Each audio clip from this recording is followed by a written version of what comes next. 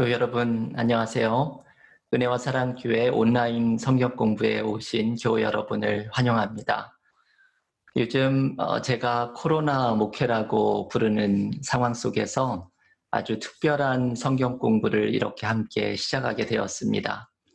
저희가 지난 3월이죠. 벌써 2달 전에 신앙훈련 과정 창세기 성경 공부를 해오다가 이 코로나 사태가 시작되면서 성경 공부를 멈추었습니다. 처음에는 이 성경 공부를 이제 사태가 진전이 되면 함께 모여서 시작을 다시 재개를 할 생각을 가지고 있었는데, 이 코로나 사태가 계속 장기화되면서, 그리고 또 우리가 교회를 오픈해서 다시 모이게 된다고 하더라도 이 성경 공부를 이렇게 모여서 하는 건 또 어려울 수도 있겠다라는 생각이 들어서 이 상반기 신앙훈련 과정 창세기 공부를 우리가 온라인으로 다시 재개를 해야 되겠다고 생각을 했습니다. 우리가 금요반과 목요반 2개의 반이 있지요. 2개의 반이 진도가 좀 다릅니다. 금요반은 노아의 홍수와 바벨탑까지 끝났는데, 목요반은 이 마지막 3번째 시간을 못 들었죠. 노아의 홍수와 바벨탑을. 그래서 오늘 성경 공부, 온라인 성경 공부는 금요반과 목요반이 함께 시작을 하기 때문에 진도도 맞추기 위해서, 그리고 교우들께서 아마 창세기 내용을 많이 잊어버리시지 않을까 싶어서 오늘은 창세기 1장부터 11장까지를 정리를 해드리는 시간을 가지면서 다음 시간부터 아브라함의 이야기로 우리가 새로운 이 창세기의 진도를 시작을 하면서 성경 공부를 이어가려고 합니다. 아마 교우들께서도 이 정리하는 시간이 도움이 되실 거로 생각됩니다. 우리가 이게 어제 일도 잘 기억이 나지 않는데 벌써 2달 전에 했던 성경 공부의 내용이 조금 가물가물하기도 하죠. 그리고 교우들 중에서 이 성경 공부를 한 번도 참석하지 못하신 분이 있다면 오늘 이 정리해드리는 시간을 들으시면서 이제 온라인으로 함께 창세기 공부를 해나가실 수 있기를 바랍니다. 다음 시간부터 우리가 5번의 시간이 남아있는데요. 진도대로 끝날 수도 있고 아니면 조금 우리가 여유 있게 이 창세기를 더 깊이 연구해 갈 수도 있겠습니다. 그건 한번 진행이 돼가는 것을 보면서 한번 같이 결정을 할 수 있도록 하겠습니다. 오늘 우리가 나누게 되는 내용은 슬라이드를 같이 좀 보시면서 함께 이야기를 나누었으면 좋겠는데요. 오늘은 창조와 타락과 노아의 홍수까지 창세기 1장부터 11장에 나오는 이야기를 전체적으로 정리를 한번 해드리면서 이제 다음 시간부터 아브라함의 이야기를 준비하는 하루를 삼도록 하겠습니다. 왜 창세기를 공부해야 하는가? 우리 시작할 때 했던 이야기부터 먼저 시작을 하면 좋겠습니다. 창세기를 공부하는 이유는 이 창세기라는 책이 근원의 책이기 때문이죠. 삶의 근원에 대해서, 그리고 믿음의 근원에 대해서, 요즘처럼 이 코로나 사태에 길을 잃어버린 것 같은 우리들에게는 인생의 길을 찾기 위해서는 바로 이 근원의 책으로 돌아가서 인생의 의미를 발견하고 길을 찾아가는 지혜를 배워야 합니다. 로맹 롤랑이라는 사람의 이런 말을 소개해드렸죠. 인생이란 마치 15분 늦게 들어간 영화관과 같은 것이다. 여러분 이 말 어떤 말인지 잘 아시죠? 극장에 영화관에 15분을 늦게 들어가면 그 앞에 이야기가 너무나 궁금하잖아요. 이게 중요한 이야기가 앞에 있으면 남은 영화 내내 어떤 이야기인지 궁금하게 하고 영화를 잘 파악하지를 못합니다.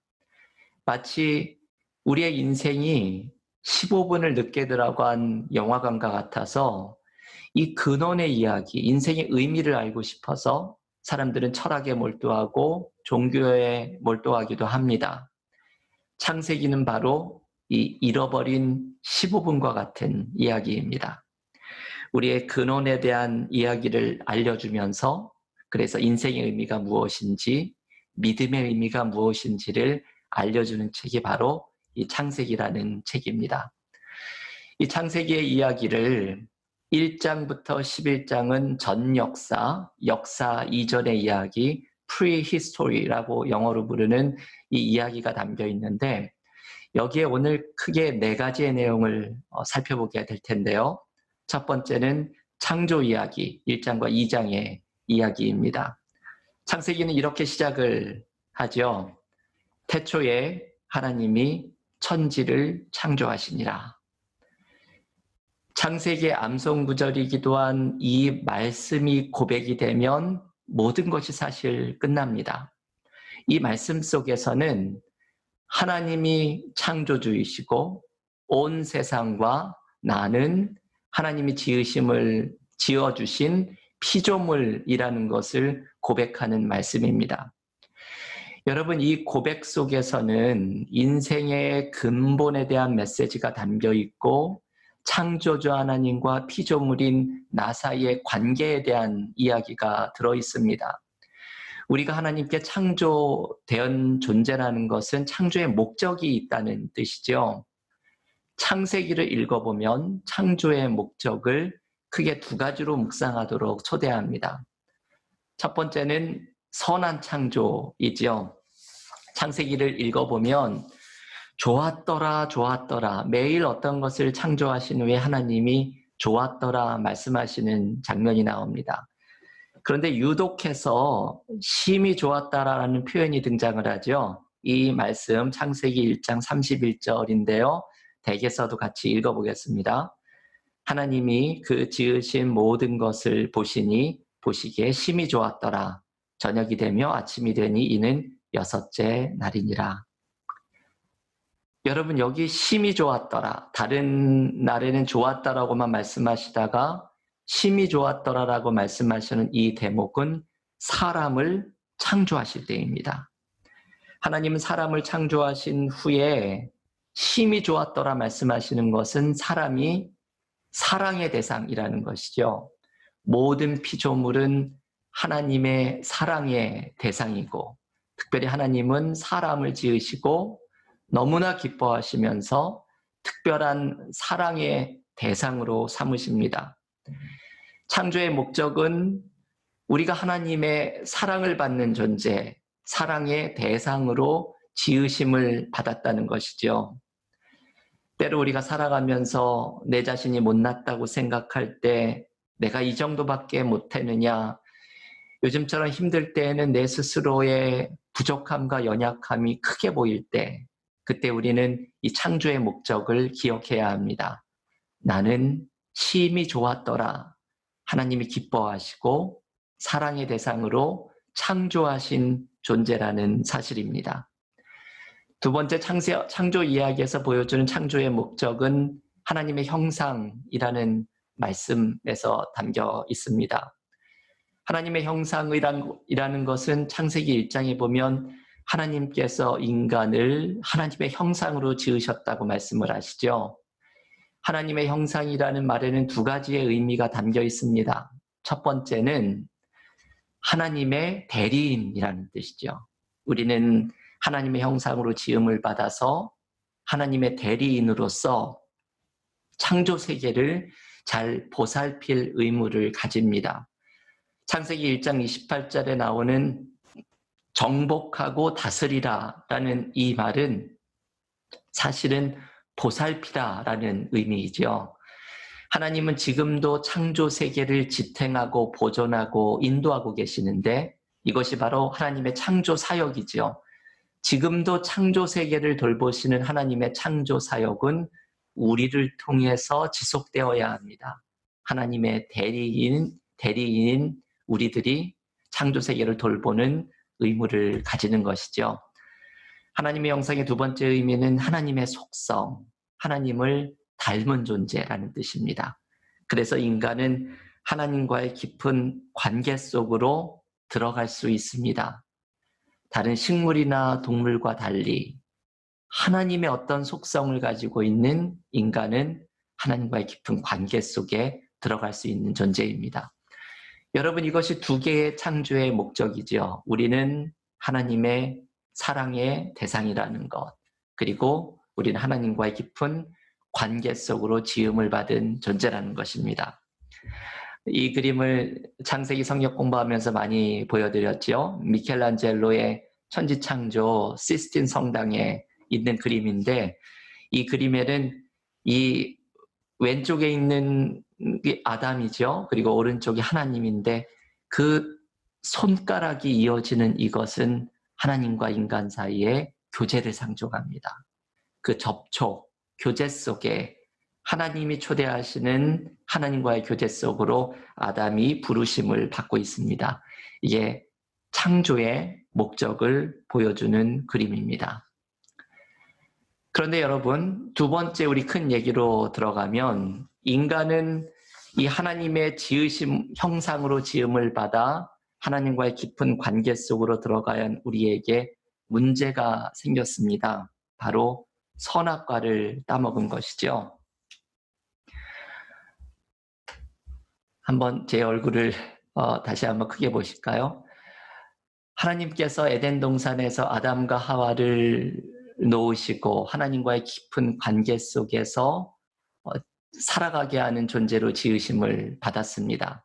아마도 선악과에 에덴 동산에 있었던 선악을 알게 하는 나무와 영생나무 두 가지의 나무를 생각해 보면, 하나님은 영생나무를 아담과 하와에게 허락하시면서 이 하나님과의 관계 속에서 영원히 살아가는 낙원을 그것에 세워 놓으셨을 것입니다.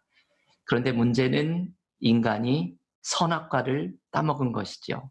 하나님께서 에덴 동산에서 유일하게 금지하신 한 가지를 따먹었습니다. 여러분, 왜 하나님께서는 선악과를 남겨두셨을까요? 한번 이 슬라이드를 보시면서 이야기를 계속 나눠보시겠습니다.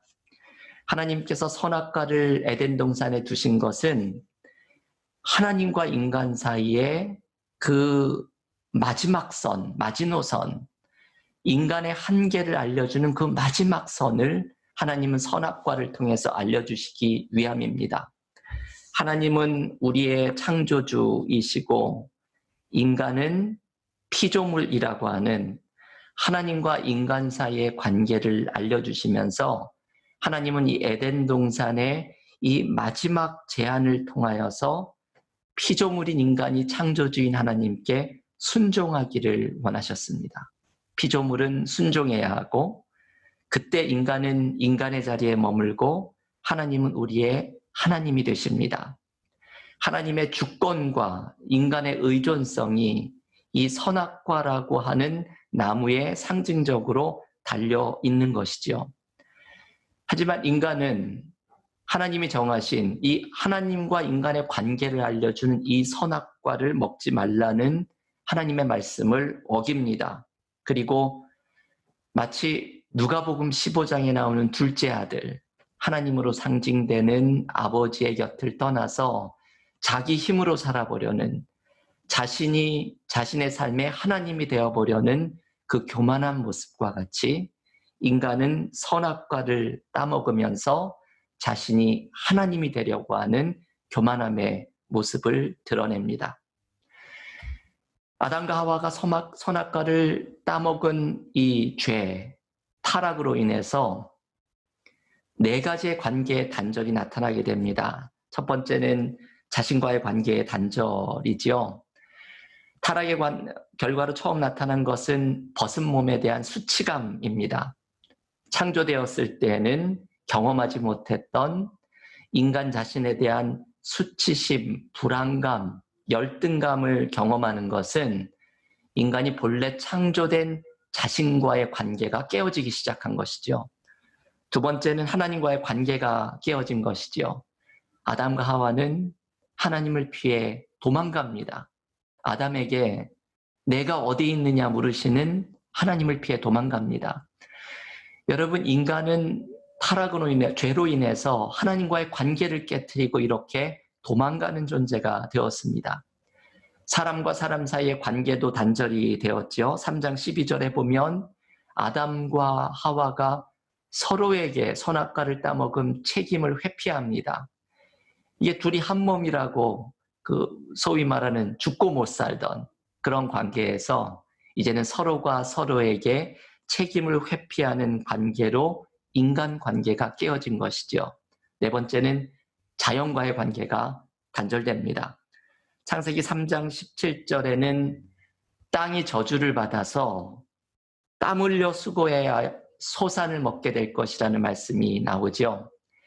여러분, 이 말씀은 노동이 죄의 결과라는 뜻은 아닙니다. 하나님께서 에덴 동산을 지으셨을 때 아담에게 노동에 대한 의무를 주셨지요. 땅을 정복하고 다스리라, 돌보라라는 이 모든 것이 노동에 대한 하나님의 말씀입니다. 노동 자체가 죄의 결과는 아니지만 중요한 것은 노동이 고통스럽게 된 것이 문제가 된 것이죠.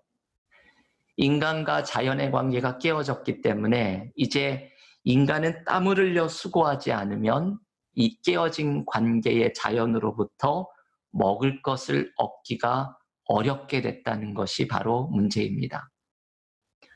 여러분, 죄의 결과로 자신과의 관계가 깨어지고 하나님과의 관계가 깨어지고 사람 사이의 관계가 단절되고 자연과의 관계가 단절됩니다. 우리가 영적으로 회복된다는 것은 바로 이 네 가지의 관계가 또한 회복되어지는 것을 의미합니다. 그리고 이 모든 것의 회복은 예수 그리스도의 십자가를 통해서 바로 이 죄의 문제로 단절된 모든 관계가 회복되어지는 은혜를 경험하게 됩니다.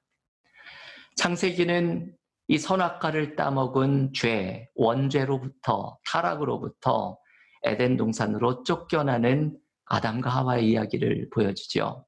마사초라는 사람이 그린 아담과 하와, 이 벽에 그린 그림인데 여기에 보면 아담과 하와가 울면서 이 에덴 동산에 쫓겨나는 이야기가 나옵니다. 근데 여러분, 사실 이 그림에는 한 가지가 좀 잘못되어 있지요. 아담과 하와가 이렇게 벗은 몸으로 쫓겨난 것이 아니라 가죽옷을 입었을 것이기 때문입니다. 이 이야기가 타락의 이야기의 마지막 메시지입니다. 그러나 은혜는 계속된다. 아담과 하와가 죄를 지었음에도 불구하고 하나님의 사랑은 계속됩니다. 벌거벗은 것을 수치스럽게 여기는 아담과 하와가 무화과나무 잎으로 옷을 입었을 때 하나님께서 그 금방 시들어버릴 수 있는 무화과나무 잎 대신에 가죽옷을 만들어서 아담과 하와에게 입혀주십니다. 이것은 이들의 부끄러운 모습을 가려주시고 상처를 어루만져 주시는 하나님의 사랑의 모습을 보여줍니다. 십자가의 사랑, 이 동물이 죽어서 가죽옷이 나온 것처럼 이 십자가의 사랑을 또한 묵상할 수 있게 해주는 대목입니다. 사실 하나님께서는 아담과 하와에게 선악과를 따먹으면 죽을 것이다 라고 말씀하셨죠. 그런데 이들이 정작 선악과를 따먹었을 때에는 죽는 것이 아니라 가죽옷으로 이들을 달래주시는 하나님의 사랑을 보여주십니다. 이 타락의 이야기에서 중요한 것은 이들의 범죄에도 불구하고 하나님의 은혜는 계속된다는 것이죠. 이것이 바로 이 타락의 이야기의 중요한 메시지입니다. 우리는 하나님의 은혜로 살아가게 됩니다. 아담과 하와의 타락 사건 이후에 가인과 아벨의 이야기가 이어지죠. 창세기 4장의 말씀입니다. 여러분, 이 아담과 하와가 타락해서 에덴 동산에서 쫓겨나는 이야기를 묵상을 하면 이 아담과 하와가 타락해서 에덴 동산에서 쫓겨난 이후에 인간의 타락이 계속해서 점점 더 심해지는 것을 알 수 있습니다. 가인과 아벨의 이야기, 그리고 라멕의 이야기, 그리고 노아의 홍수의 이야기로 인간의 악이 점점점 더 커지게 되는 것을 보여줍니다. 먼저 우리가 이 가인과 아벨의 이야기를 묵상할 텐데요. 인류 역사상 처음으로 나타난 살인사건의 이야기입니다. 슬라이드를 같이 보시면서 이야기를 나눠보시겠습니다. 가인과 아벨은, 가인이라는 형의 이름의 뜻은 어둠이라는 뜻이죠. 아벨은 헛됨이라는 뜻입니다. 이 아담과 하와가 에덴 동산에 쫓겨나서 처음 아들을 낳았을 때에는 나도 하나님처럼 무언가를 창조했구나 싶은 마음으로 어둠이란 이름의 가인을 짓습니다. 그런데 얼마 후에 이 아벨이 태어날 때에는 어떤 이유에서인지 그 교만한 것 같던 모습이 좀 꺾여서 헛되다라는 아벨의 이름을 짓습니다. 이 이름이 아주 상징적인 것처럼 가인은 무언가 좀 교만한 사람의 모습으로, 그리고 아벨은 겸손한 사람의 모습으로 나타납니다. 농사꾼인 가인도, 그리고 양치기를 했던 동생 아벨도 첫 소산을 하나님 앞에 예배를 드리는데 아벨의 예배는 받으셨지만 가인의 예배를 받지 않으십니다. 그 이유는 무엇일까요? 여러 가지 이유를 이야기할 수 있지만 가장 큰 문제는 삶의 문제이죠. 창세기 4장 4절을 읽어보면 하나님께서 아벨과 그 제물을 받으시고라고 말씀합니다. 하나님이 제물만 받으신 것이 아니라 아벨을 받으셨다는 것이죠. 하나님은 사람을 먼저 받으십니다. 그 삶의 중심을 하나님께서는 보십니다. 반면에 하나님께서 5절에 가인과 제물은 받지 않으셨다고 말씀합니다. 가인의 삶, 가인을 먼저 받지 않으셨다는 뜻은 가인의 삶을 하나님이 기뻐하지 않으셨다는 것이죠. 하나님께서는 가인에게 기회를 주기를 원하십니다. 그 어떤 교만한 삶의 모습을 고치고 죄악의 길에서 벗어나기를 원하십니다. 본문 6절과 7절, 창세기 4장 6절과 7절에 보면 이런 말씀이 나오죠. 죄가 너를 원하나 너는 죄를 다스릴지니라. 하나님께서는 가인에게 죄의 욕구를 다스리면서 이 죄의 소원이 실제로 죄로 드러나지 않기를 하나님께서는 가인에게 요청하십니다. 그런데 여러분, 이 중요한 것이 이것이죠. 타락한 인간에게 이런 죄의 욕구가 일어날 수도 있지만 하나님은 그 죄의 욕구를 다스리기를 원하십니다. 그런데 가인은 이 죄의 욕구를 다스리지를 못하고 아벨을 죽이는 범죄로 나아갑니다. 가인에게는 이런 삶의 모습이 있었죠. 이런 교만한 모습이 있었죠. 그래서 하나님께서는 삶의 중심을 보시는 가인의 예배를 받지 않으셨던 것입니다. 에밀 롤데라는 사람이 가인과 아벨이라고 하는 작품을 지었는데요. 여러분, 제가 이 그림을 설명을 해드리면 이 커서가 가르치는 이 어두운 얼굴이 아벨입니다. 죽음의 그림자를 이렇게 어두운 얼굴로 그렸죠. 형 가인은 분노하는 모습이죠. 이 마음으로부터 이렇게 칼이 나옵니다. 누군가를 향한 분노와 미움은 이렇게 칼이 되어서 상대방을 향해서 꽂히게 됩니다. 하나님께서는 이 가인의 마음으로부터 나오는 질투의 칼, 분노의 칼, 미움의 칼을 다스리기를 원하셨는데 가인은 이것을 다스리지를 못합니다. 여러분, 이 그림에 여기 한 분이 쳐다보고 있죠? 하나님을 그렸는데 이 하나님은 그림에서 그림을 바라보고 있는 나를 바라보십니다. 우리의 마음속에도 가인과 같은 죄의 욕구, 교만한 마음, 미움의 마음, 질투의 마음, 분노의 마음을 하나님께서는 다스리기를 원하시는 하나님의 눈빛을 우리는 이 속에서 발견할 수 있게 됩니다. 여러분이 가인의 이러한 범죄에도 불구하고 하나님께서는 은혜를 베풀어 주시죠. 유리하는 자가 돼서 피해 다녀야 할 가인의 삶 속에서 하나님께서는 가인에게 보호를 상징하는 표를 주십니다. 이런 가인까지도 하나님은 돌보아 주셨다고 하는 것이죠. 이것이 계속해서 등장하는 창세기 이야기에 나오는 메시지입니다. 은혜는 여전히 계속된다. 동생을 죽인 이 가인, 아벨을 죽인 가인에게도 하나님께서는 표를 주셔서 그를 보호해 주시는 은혜를 베풀어 주십니다. 창세기에는 범죄한 인간들에게 하나님이 계속해서 긍휼히 여기시고 은혜를 베푸시는 메시지를 전해주시죠. 우리는 하나님의 이 은혜로 살아간다는 것을 알려주는 말씀입니다. 여러분, 오늘 마지막으로 노아의 홍수의 이야기를 함께 살펴보면서 성경 공부를 한번 정리하는 시간을 마칠 텐데요.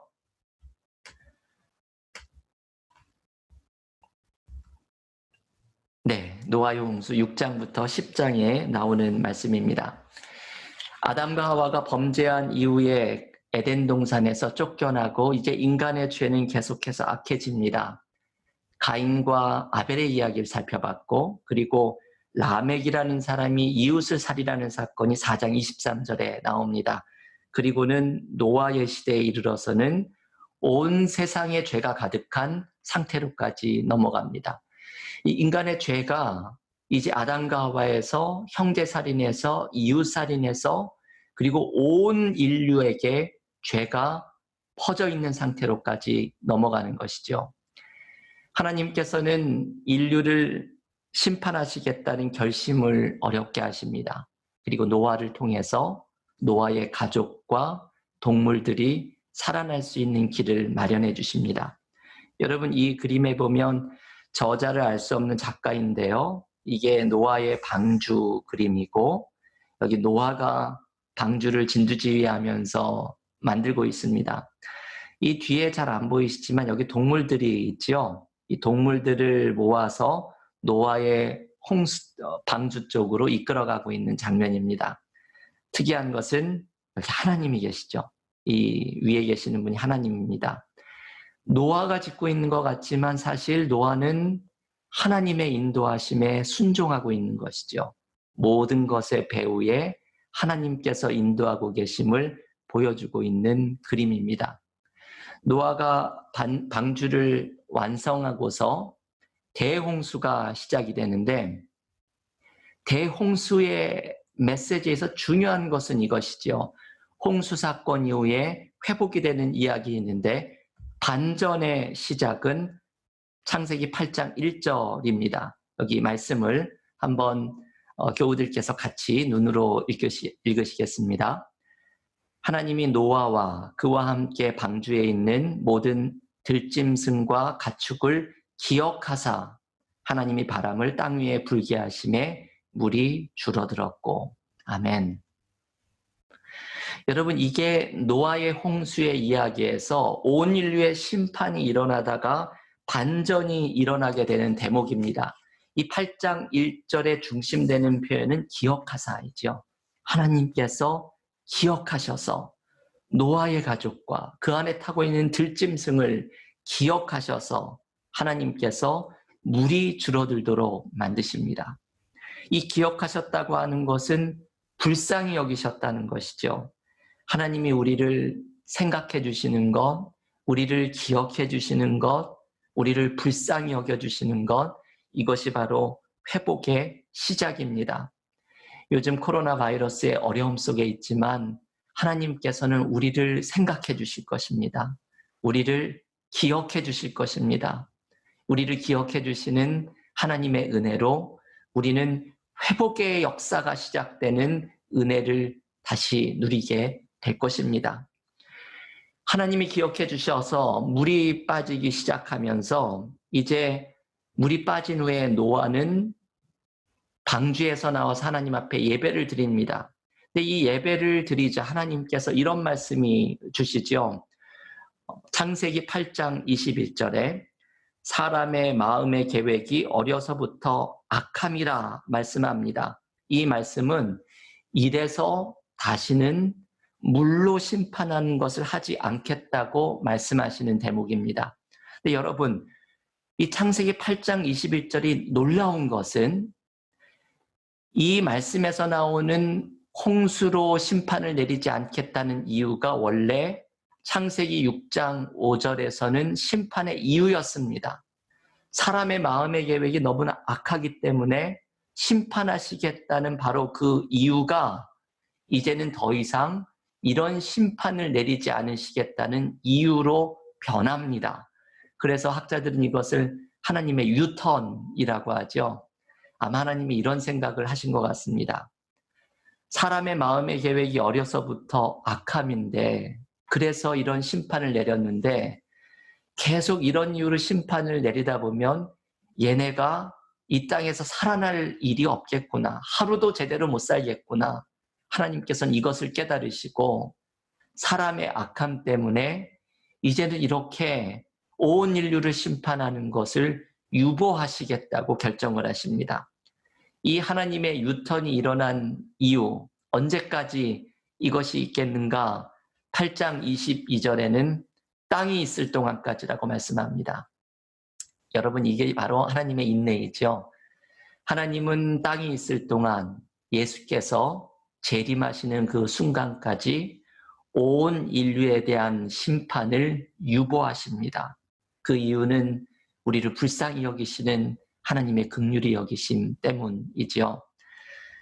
여러분이 창세기 8장 21절과 22절은 하나님의 유턴과 심판의 유보의 이유와 기간을 알려주는 아주 중요한 구절입니다.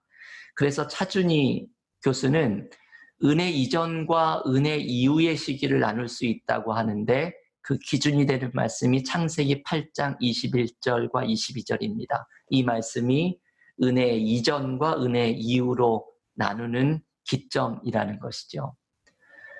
여러분, 이 노아의 홍수가 알려주는 메시지는 하나님께서 다시는 물로 온 인류를 심판하시는 것을 내리지 않으시겠다고 하는 이 심판의 유보 속에서 우리는 하나님의 은혜의 시기, 인내의 시기를 살아간다는 것을 알려줍니다. 우리는 하나님의 은혜로 살아갑니다. 심판을 유보하시는 하나님의 인내로 살아가게 됩니다. 오늘 이 성경 공부를 이 이야기로 마치려고 하는데요. 노아의 홍수와 그리고 이 바벨탑에 대한 이야기에 대해서 조금 더 자세한 이야기를 묵상하기를 원하시는 분은 우리 교회 홈페이지에서 신앙훈련 과정에 우리 지난 금요반 마지막 영상을 참고해 주시면 이 노아의 홍수와 바벨탑의 이야기를 자세히 묵상을 할 수가 있겠습니다. 오늘 창세기 1장부터 11장까지의 이야기를 정리하면서 처음 성경 공부를 참석하시는 분도 이 전 역사의 이야기를 중요한 메시지를 함께 살펴보았습니다. 오늘 이 이야기를 마치면서 묵상을 위한 질문을 두 가지를 드리고 싶은데요. 우리는 하나님의 은혜로 살아가는 존재라는 것을 기억하십시오. 아담과 하와도, 가인도, 그리고 노아의 홍수 시대에 있었던 이 노아와 남은 동물들도 하나님의 은혜로, 하나님의 기억하심으로 살아가는 존재임을 기억하면서 요즘 이 코로나 사태 속에서 우리 모두가 어려운 가운데 있지만 하나님의 은혜가 우리와 함께할 것을 의지하며 나아가는 교우들 되시기를 바랍니다. 노아의 홍수 이야기에서 하나님의 유턴과 인내를 우리가 배웠습니다. 이제 하나님이 더 이상 온 세상과 인류를 멸하시지 않는 인내의 시대를 살아간다는 메시지는 우리가 하나님이 인내하시는 동안 돌아가야 한다는 과제를 알려줍니다. 여러분이 코로나 상황 속에서 우리가 한 가지 기억해야 할 것은 우리의 부족한 모습, 하나님 보시기에 부끄러운 모습들, 인내의 시간을 살아가는 이 기간 동안 하나님께 무엇을 돌이키고 돌아가야 할지 묵상하는 이 시간이 될 수 있기를 바랍니다. 오늘 이 창세기의 말씀을 기억하면서 다음 시간 과제를 좀 말씀을 드리겠습니다. 창세기 다음 주에는 12장부터 17장을 함께 나누면서 아브라함의 이야기를 묵상을 할 텐데요. 혹시 제가 이걸 준비하면서 너무 이 온라인상으로 나누기에 내용이 많으면 조금 줄이는 것도 생각을 해보겠습니다. 창세기 12장과 17장을 다음 주 금요일까지 정독을 하시면서 아브라함의 이야기에서 발견되는 은혜를 함께 묵상하실 수 있기를 바랍니다. 교회 여러분, 오늘 이렇게 온라인 성경 공부 첫 번째 시간을 가졌는데요. 뭔가 좀 새로운 시간이었죠. 집중하기 어려우신 부분도 있으셨을 줄로 압니다만 이 특별한 상황 속에서 이 온라인 성경 공부를 통해 말씀의 은혜를 경험하고 또 창세기를 통해서 지금 길을 잃은 것 같은 이 코로나 시기에 창세기를 통해서 주시는 말씀으로 우리의 잃어버린 길을 함께 찾아 나갈 수 있기를 바랍니다. 우리 다음 시간까지 창세기 말씀 묵상하면서 우리 은혜 가운데 거하시고 다음 시간 아브라함의 이야기로 함께 말씀을 묵상하겠습니다. 애쓰셨습니다. 다음 주에 뵙겠습니다.